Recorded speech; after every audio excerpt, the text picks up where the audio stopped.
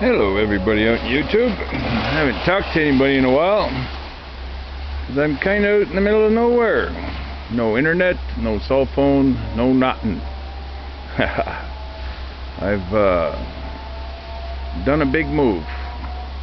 I can't remember the last video, but I think I showed a video of a shipping container that I was loading up to move up north. Well, I landed here. I started basically on the 1st of July, exactly 4 years later after buying the cottage. I buy another place. Anyways, I couldn't continue at the cottage because I was broke, had no money.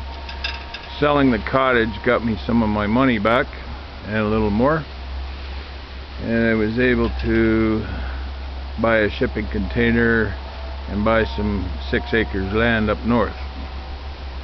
So I moved 10 hours away from where I was, and now I have 6 acres of land, my shipping container, my water storage is already inside. I've been working on this thing every day, a little bit at a time. My body don't allow me to do much. When they hauled this thing, I was told it weighed 40,000 pounds. I thought I had maybe 30,000 pounds, but no, it was 40,000. The container empty weighs 14,000. So with the lumber, the drywall, 2,000 pounds of water, 4,000 pound truck, and all the rest of the gear, 40,000 pounds.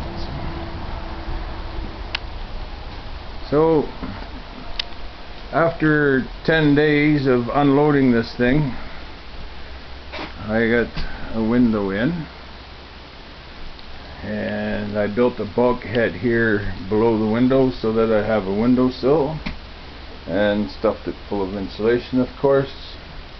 The drywall is secured right to the fiberglass wall. The floor has 1-inch styrofoam underneath it. It's foam insulation, of course, and then the plywood on top. And I'm gonna put epoxy floor down, see how I like it. If I don't like it, cover it with a rug. I got the first door installed. That was a challenge. Kind of nervous to drill through the wall, but I did it.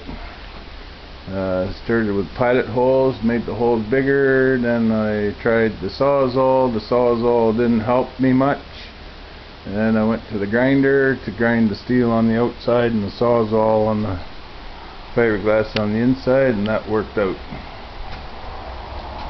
So we have 50 feet of living space inside. It's just under 50 feet inside. It's a 53-foot container.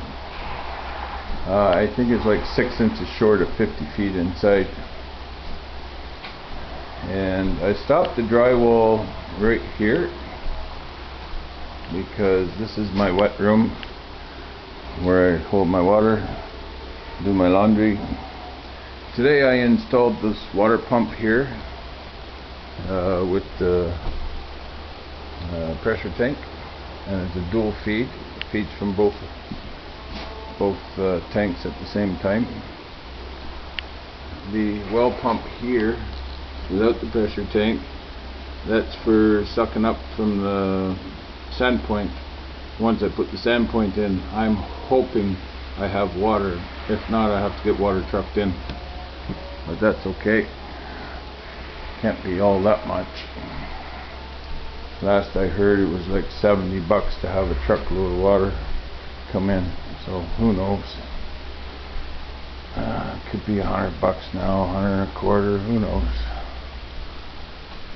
So that's all I've got done so far. I'm dropping the ceiling down a bit so that I have an 8-foot ceiling. It helps with the heat, so I got that much less to heat. And this being a freezer unit was insulated already at R20, so anything that I add to it is going to make it even warmer. Had to put a little step here because I got tired of climbing it and out. This here trailer, 53 footer. Man, oh man, oh man. I wish I had bought this first. I would have turned this into a house. This costed me $3,500, and it's my temporary living quarters.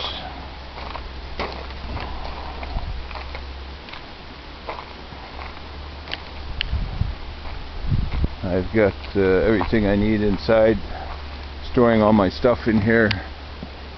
As you can see, in the front there I got a kitchen set up, a bathroom set up, a bedroom set up, a small living room set up, and my pride and joy, and I knew this was going to work, my battery bank. I bought $3,300 in batteries, and I've got 2 battery banks, 2 inverters. When one battery bank goes dead, I turn on the next inverter and switch over the 2 cords, and I power everything I need to power. There's power in the container already because I'm running an extension cord to keep the fridge going, and I just did a load of laundry in there. And this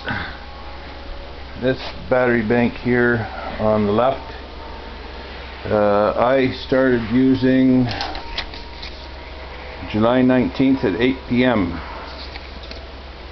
and it's still going, and it's at 11.8 volts. So somewhere after 10 volts this thing will shut down. So I still have maybe a couple days left of use on it. It's kind of funny because it's like a point of a volt every day, unless I'm doing laundry or running the water pump a lot or anything like that. Then I use a little more. The fan uses a little more. But here's the coolest thing I ever did. I bought a battery charger and I hooked these things up, and I bought a generator just for the battery charger. You see that little tiny yellow thing there in the back? I was dreaming. That little thing can charge a car battery, but it can't charge these batteries.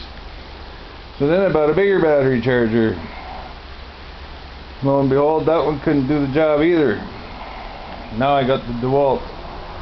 The DeWalt puts out 75 amps, and after 7 hours charge, I have 92% charge in my battery. I could have bought a bigger battery charger that would have given me 100 amps, but I don't want to cook my batteries. You start cooking the batteries, you start having to replace batteries, you start having acid in the house and all this stuff, and I don't want that. So at 75 amps I don't overcharge my batteries, and it does a wonderful job. 7 hours, and I could have probably went only 5 hours. I give it the extra 2 hours just to see if I could force it to go higher in the finished product of charging, and it wouldn't. So 5 hours I think is maximum I need to charge these things, and I get 92% full on the batteries. So this is my power supply. This is going to be installed in the container in a battery box out of the way, and the inverters will be in the kitchen. This way I can access them at any time.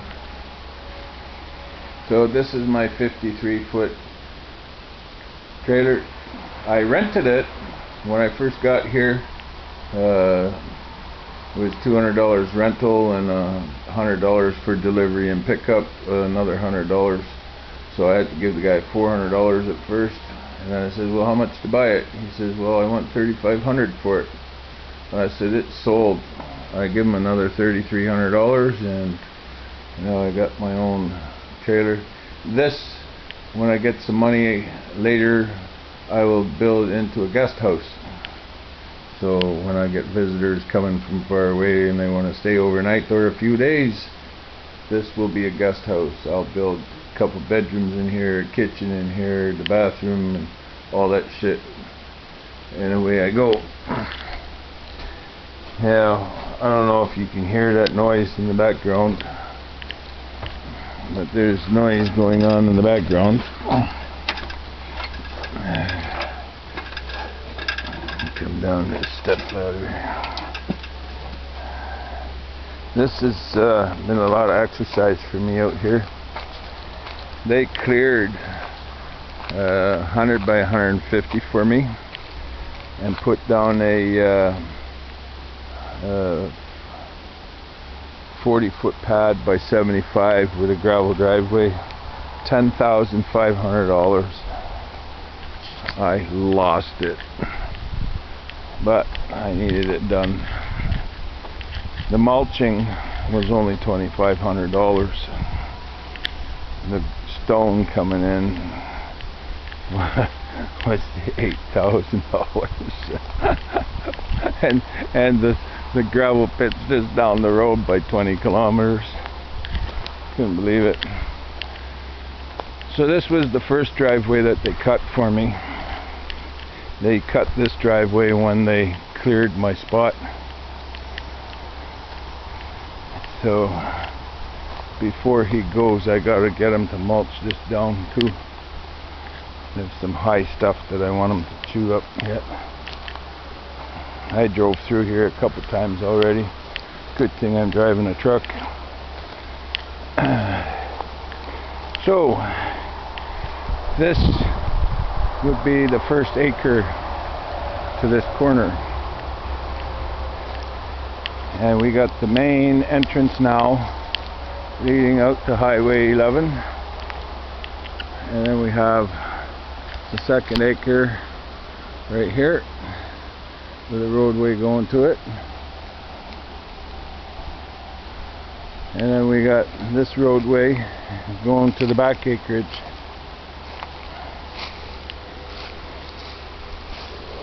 Let me find a spot to walk. Stuff's killer for me to walk in. So now we got, this is the center road that divides the property in half.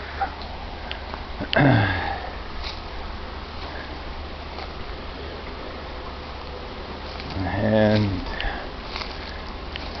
I see he's got the road started going left and right. I can hear he's on the left side.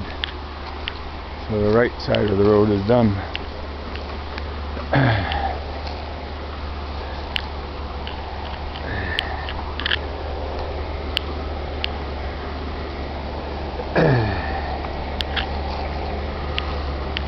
It's amazing how that mulcher works.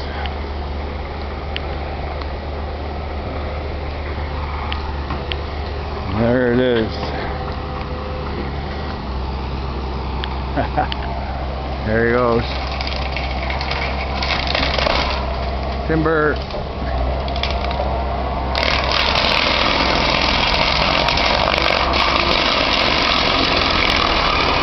There was a tree. No more tree.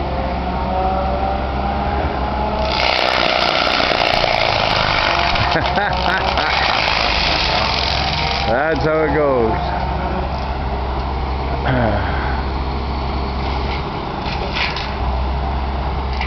Isn't that amazing?